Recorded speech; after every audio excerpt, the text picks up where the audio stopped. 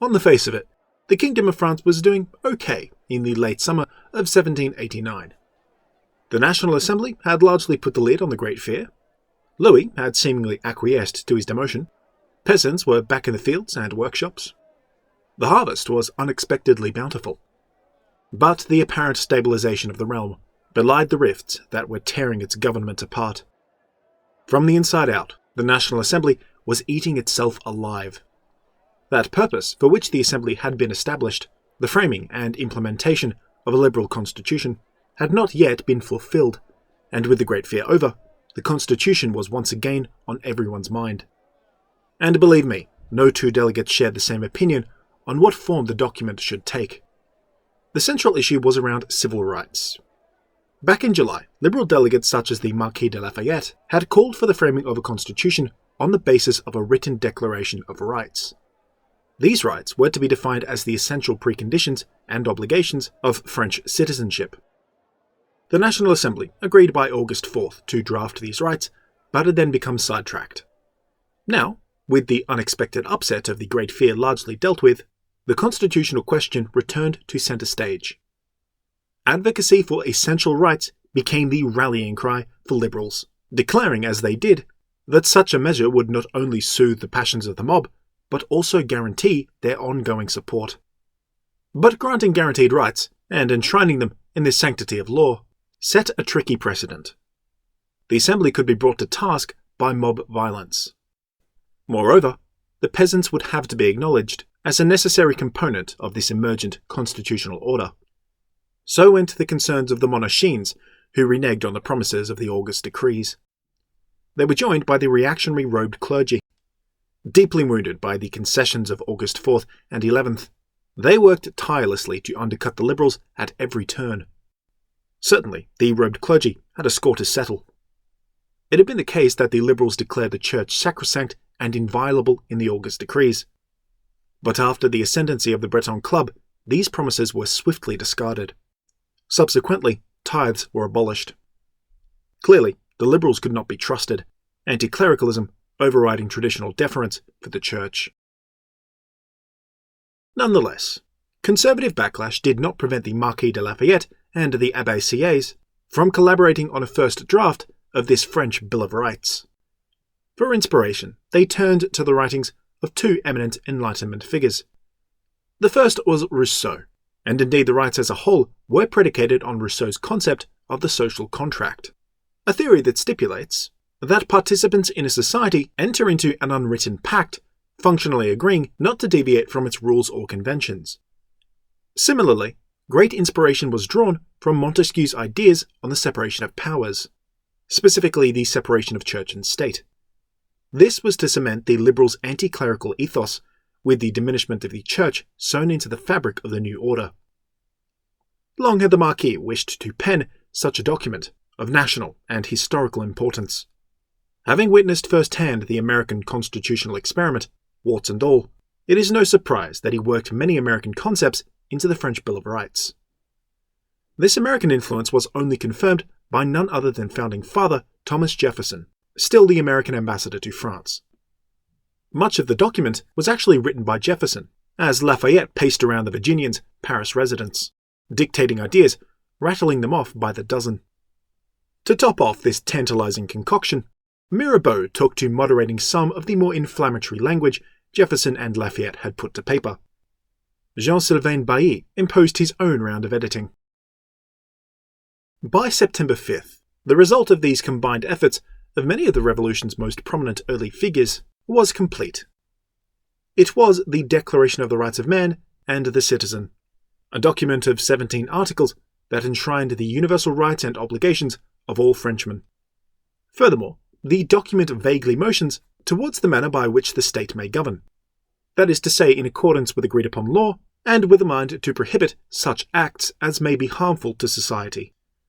Much of it was aspirational, a statement of the liberal sphere's aims, deliberately vague so as to allow a good deal of latitude in achieving said aims. But all of this was subordinate to the general will, a concept so intangible and nebulous that scholarly debate as to what it exactly means continues to this day. The Rights of Man mentions the general will in the Rousseauist sense, the common consensus of the public, where a strong sense of civic duty induces individuals to willingly second their own needs to the needs of their fellow citizen. A very Vulcan concept. The needs of the many outweigh the needs of the few. The state could only exist if it had this basic level of support and participation. Despite popularizing the concept, Rousseau didn't go into detail, leaving Lafayette, Sieyès, Jefferson, and the rest to fill in the blanks. So in the French context, the general will was a little unspecific, but pretty well just means public approval. Public here meant the public, all of it, peasant to priest. Don't underestimate just how momentous this was. To state explicitly that public opinion mattered in the course of government is basically unheard of in Europe at this stage. We may take it for granted today, but good public opinion was rarely a major concern for the rulers of Europe until fairly recently. It was good to be liked, certainly, grease the wheels. But to quote Machiavelli, it is safer to be feared than to be loved. A mantra taken to heart for eons. The rights of man very specifically politically enfranchised the general French public. It was turning Frenchmen into citizens. Some members of the Assembly took the promises of the rights of man very seriously. A lay priest named Jean-Paul Saint-Étienne, a Protestant whose freedom of religion was now codified into law, was one such delegate. He asserted that the rights of man represented an opportunity to create a new nation of citizens, well aware of their liberties. Citizens protected by law and able to exercise freedoms hard won by the Assembly. So, cast your mind back to the tennis court oath, specifically that bit about the regeneration of public order. Saint-Étienne was expressing his hopes that this regeneration would be made possible by the rights of man and the citizen. So, citizens. The Declaration of the Rights of Man was turning Frenchmen into citizens. So who was a citizen? What did that mean? First things first, the rights of man may have been extremely progressive by the standards of its age, less so by ours. Citizenship carried with it an implied duty, that the citizen, whilst given guarantees by the state, was also bound to contribute to that state. This meant paying taxes, being available for military service, and obeying laws. Now, none of that's unfamiliar to us. We actually all agree to that implicitly. That's the social contract. Where we differ is this.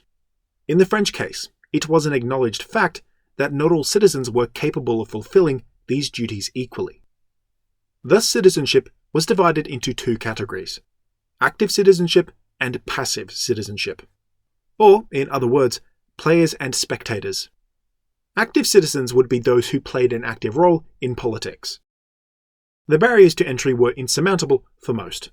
Property ownership, 25 years of age or older, steady tax payments, eligibility for military or civil service, and a few other minor things. Only these citizens could run for office, vote, and have their direct say in politics. Women and foreigners were excluded entirely. And alarmingly, simply by virtue of their economic status, so too was quite literally all but the most wealthy of what had been until recently the Third Estate. To make matters worse, a good number of bourgeois types, invaluable to the revolution thus far, were simply not wealthy enough to qualify for active citizenship. Hopes of political enfranchisement, for which they had shed their blood, sweat, and tears, were dashed before their eyes. If you think that excluding such a vast and politically engaged portion of the middle class was a mistake, well, you'd be right. But that's all in the future. For now, the vast majority of our remaining lawyers, professionals, intellectuals, and so on qualified only for passive citizenship. Passive citizens were basically just the leftovers, and included no less than all of the peasants and most of the lay clergy.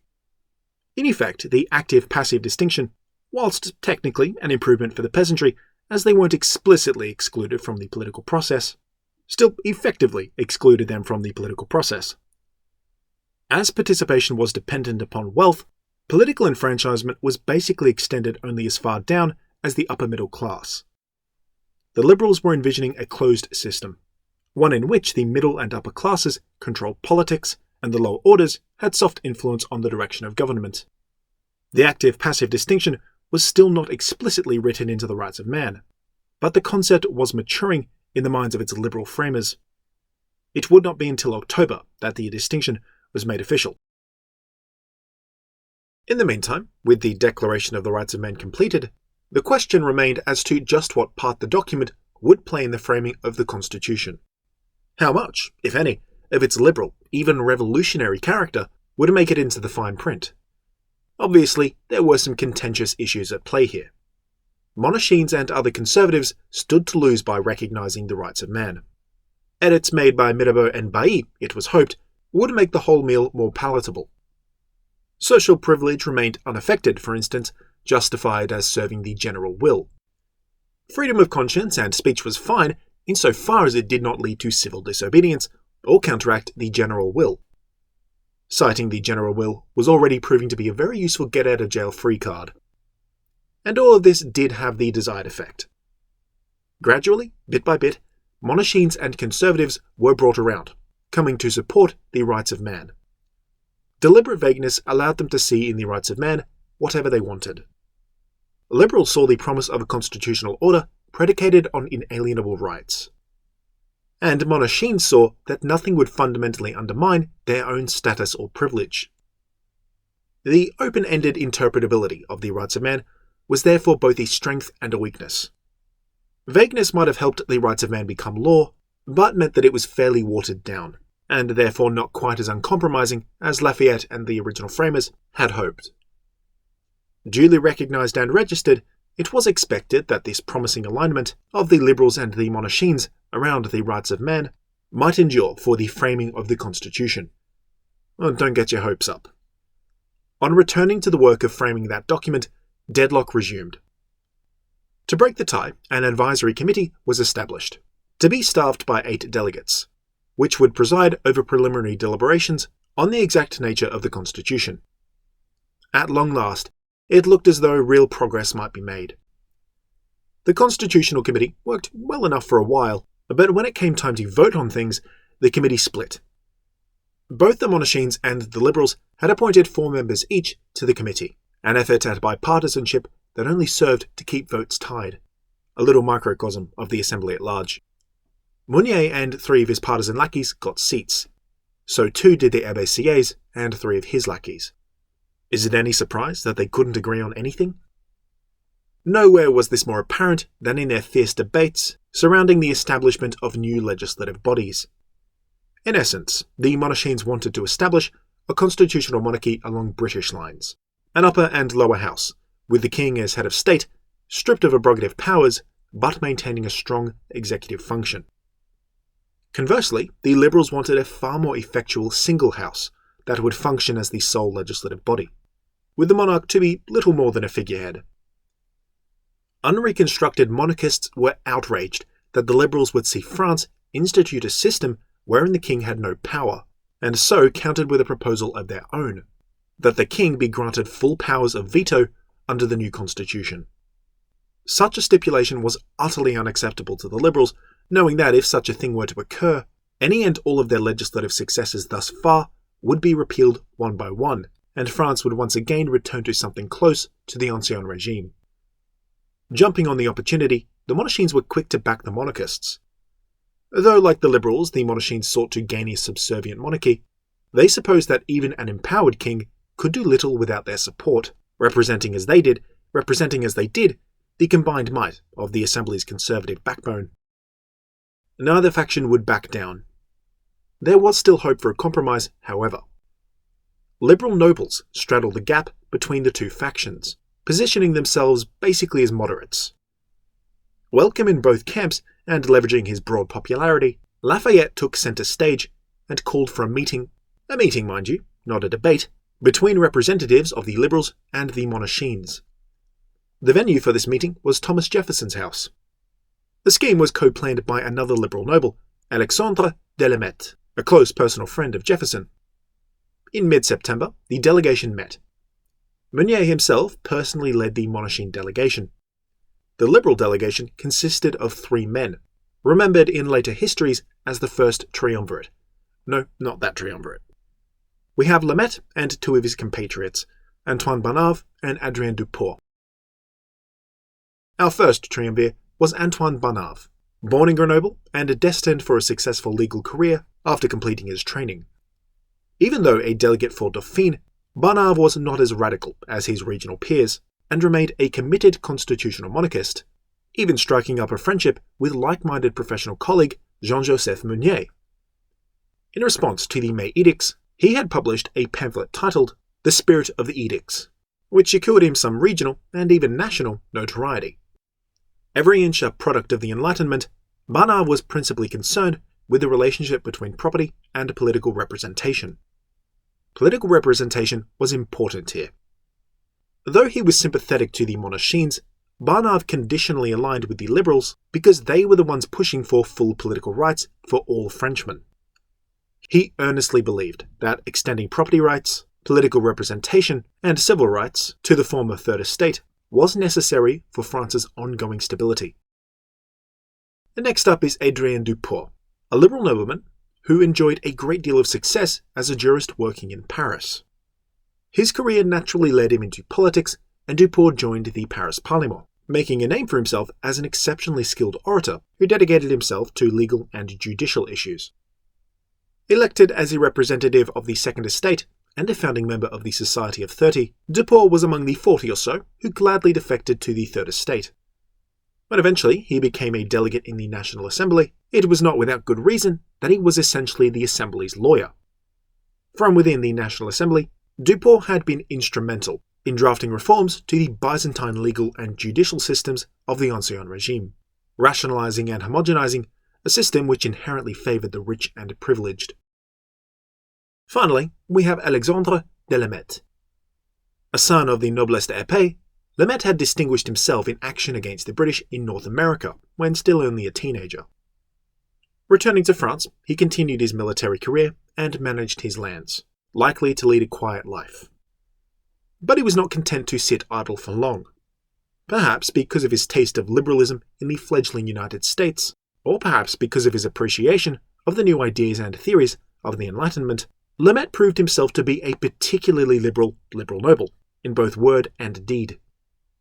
Initially a delegate of the Second Estate, he, like Duport, defected to the Third Estate, and in short order became a valued member of the National Assembly.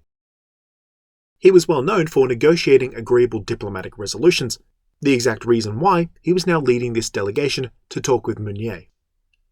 When the August decrees came around, Lameth was more than willing to shed himself of his noble birthrights and privileges. He would go a step further and encourage his counterparts to do the same. And we're getting a bit ahead of ourselves here, but he would eventually go on to be a founding member of the Jacobin Club. For now, though, seeking to reconcile the ideas of the Liberals and the demands of the Monarchines, Lameth was perfectly positioned as a highly influential member among the liberal noble clique. Despite a good showing by our three triumvirs, they failed to convince Meunier to drop the royal veto. Everyone went home disappointed and empty-handed. Attention soon turned to other, more pressing matters. In mid-September, the issue of the structure of France's new legislative bodies came to the fore. The essential question was whether or not to adopt a bicameral system and form a new legislative chamber, an upper house, a senate, or a House of Lords, something like that. Under a two-house system, the upper house would be dominated, as it was in Great Britain, by the nobility. In the French context, the noblesse de robe and minor nobles would gain a greater share of political power under a bicameral system than they otherwise would have under the extant unitary system. Angling to expand their own power, the Monarchines pushed hard for a second house, and for its members to be hand-picked by Louis. It was an ingenious scheme. Whatever revolutionary agenda passed by the lower house would be stalled out in the upper house, preventing further encroachments on aristocratic privilege and royal prerogatives. Conservatives and monarchists faced stiff resistance, however. A unitary system was popular not only with the liberals, but also the moderates, drawing strong support from our triumvirs. Structurally, a single house system was not too different from the existing National Assembly, and thus moderate political factions, already squeezed between the Monarchines and the Liberals, didn't risk denuding what little clout they already had among two legislative bodies. To make things worse for the Monarchines, Many conservative aristocrats were supportive of the single house, though for very Machiavellian reasons. They estimated that a single house system would prove unviable and thus collapse, compelling the adoption of a two-house system. When the final vote was made, it was a landslide in favour of the single house. 849 votes in favour out of 1,060 in total. Even with disagreement over the structure of the new order, at the very least, the Monarchines and Liberals agreed that a constitutional monarchy would be its core institutional pillar. Yet, a key question remained unanswered. Just what role would the king play in this new constitutional order? It's here that the royal veto really came to the foreground of assembly politics, becoming yet another battleground between the Liberals and the Monarchines. Lamet, Barnave and Duport embodied the Liberal position, stating that granting the king unlimited veto power for any progressive legislation that made it through the National Assembly. Of course, this is exactly what the Monarchines wanted, and so, sliding ever deeper into reactionary conservatism, they made full-throated support of the veto. Connecting the dots between the fight over the unitary or bicameral system and now this fight over the royal veto, it's clear to see that the central issue of the Liberal-Monarchine conflict was over who would hold real power under the constitutional order, and what role the king was to play. Liberals wanted a largely defanged king, and a strong National Assembly, independent of royal interference. Naturally, such a system was an affront to the sensibilities of the Monarchines. As far as they saw it, the monarchy was an indispensable institution, as the king was the only bulwark against dreaded social revolution. Neither side backing down, another impasse seemed inevitable. That was right until the timely intercession of Director General of Finances Jean-Jacques Necker. Taking into account the concerns of both sides, he proposed a compromise, a suspensive veto, by which the king could temporarily delay the passing of any objectionable legislation before deliberations recommenced. The specifics of such a suspensive veto were hotly contested, and the inevitable questions it spawned proved even more incendiary than the issue of the veto itself. For instance, how would you decide if the king's veto was ended? By an assembly vote or by popular vote? Perhaps a timed veto, but for how long would it last, and could it be extended? And who could extend it? The Conservatives still fought for a full veto, but soon came to the conclusion that by incorporating some elements of a suspensive veto, they could structure it in such a way as to make it functionally permanent, by requiring a majority in the Assembly to agree to end the veto. In this way, the Conservative supermajority could simply vote against the ending of any veto indefinitely.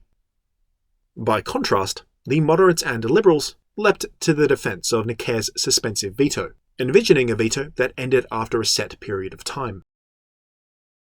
First votes were cast on September 12th, with no clear winner emerging. A second vote was then cast in which 220 radicals and Liberals, including Robespierre and Sieyès, shifted from total opposition to any veto at all to support for the suspensive veto, with delays of 3 two-year terms. This levied enough weight for the Liberal suspensive veto to pass, 673 for, 325 against. In protest to this result, Mounier quit the Constitutional Committee and organised a Monarchine counterattack. Snatching a victory from the jaws of defeat, Mounier conspired with Louis and influenced the draft of the suspensive veto to define clearly that 3 sessions of the Legislative Assembly had to be conducted before the veto could be overruled, essentially making it possible to artificially increase the duration of said veto by increasing the intervals between sessions. Dealt such a resounding counterblow, the Liberal sphere ruptured. Radicals accused the Liberals of forfeiting any advantage, and moderates, sensing a change in the wind, defected en masse to the Monarchine. Internal elections held at the end of the month confirmed the ascendancy of the Monarchine. Liberals were ousted in a landslide. Monarchines and Conservatives won a vast majority of the top jobs within the Assembly, including the presidency, which moderate Jean-Sylvain Bailly lost to Mounier. As per his capitulation to the National Assembly, Louis had promised to recognise the rights of man, as well as the August decrees. Since making that promise, however, the king had vacillated, playing hard to get. Still, if he wanted veto power, Louis would be forced to quit his stalling and recognise both the rights and the decrees. So thought the Liberals anyway. But the ascendancy of the Monarchines altered Louis's calculations. With his supporters dominant, the king was under no obligation to follow through. Emboldened by the recent success of the Monarchines, and facing no pressure from them, Louis didn't follow through on his word. And what could the Liberals do about it? They'd been trounced in the elections, withdrawing to lick their wounds. Middle-of-the-road moderates and radical Liberals, on the other hand, refused to take Louis's betrayal lying down. For his part, Louis was surprisingly permissive of the August decrees. Much of what they entailed was stuff he himself had proposed or enacted. The concerns he raised were more to do with the scope than the specifics. The real sticking point was with land rights of German princes who held properties and lands in eastern France. As per the treaties by which the kingdom abided, the properties of these princes were inviolable. But the August decrees took no account of their special status. No one in the assembly really took these concerns seriously. Delegate Robespierre dismissed them entirely, claiming that foreign policy was of little concern for the domestically minded National Assembly. Still, on the whole, Louis was lukewarm on the decrees, not outright opposed. So when a delegation for the Liberals came to him in mid-September to convince the king to register the decrees, he was receptive.